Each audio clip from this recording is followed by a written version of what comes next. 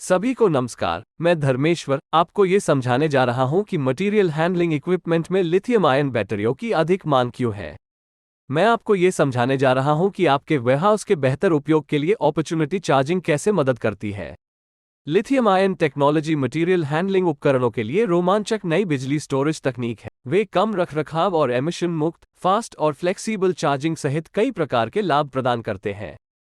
क्योंकि इसकी lithium ion emission मुक्त चार्जिंग से ट्रक को अधिक लचीले अवसर में चार्ज करना संभव हो सकता है। इससे वेयरहाउस के फ्री स्पेस क्षमता बढ़ाने में मदद मिल सकती है। शिफ्ट की शुरुआत में लिथियम आयन और लेड एसिड बैटरी दोनों पूरी तरह चार्ज बैटरी से शुरू होती हैं।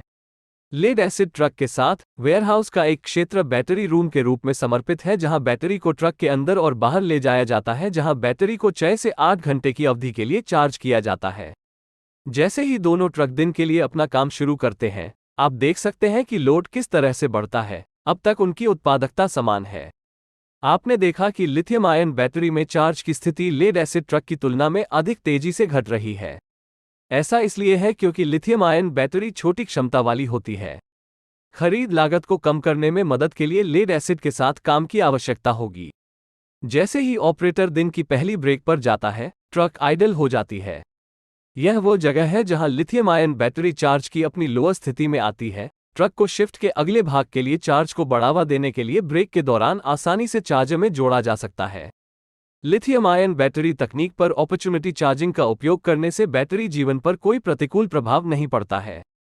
कॉफी ब्रेक के दौरान 20 मिनट का टॉप अप चार्ज अगले ऑपरेटिंग शिफ्ट के लिए लिथियम बैटरी को 80% तक बढ़ाने में मदद करता है। जब ऑपरेटर ब्रेक के दौरान कुछ खाता है, लिथियम आयन बैटरी को चार्ज में बढ़ावा मिलता है।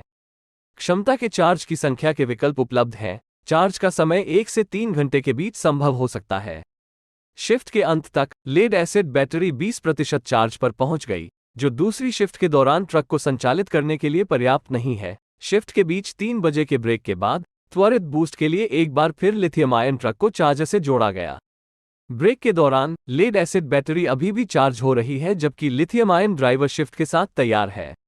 लीड एसिड ट्रक के ड्राइवर को काम शुरू करने से पहले पूरी तरह से चार्ज बैटरी की आवश्यकता होती है।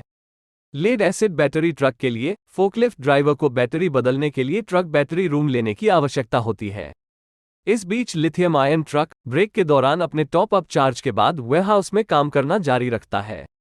आखिरकार दिन के अंत में आप देख सकते हैं कि अपॉर्चुनिटी चार्जिंग का उपयोग करने वाला लिथियम आयन ट्रक अधिक लोड का उपयोग करने में सक्षम था, क्योंकि अवसर चार्जिंग के कारण समय की बचत हुई।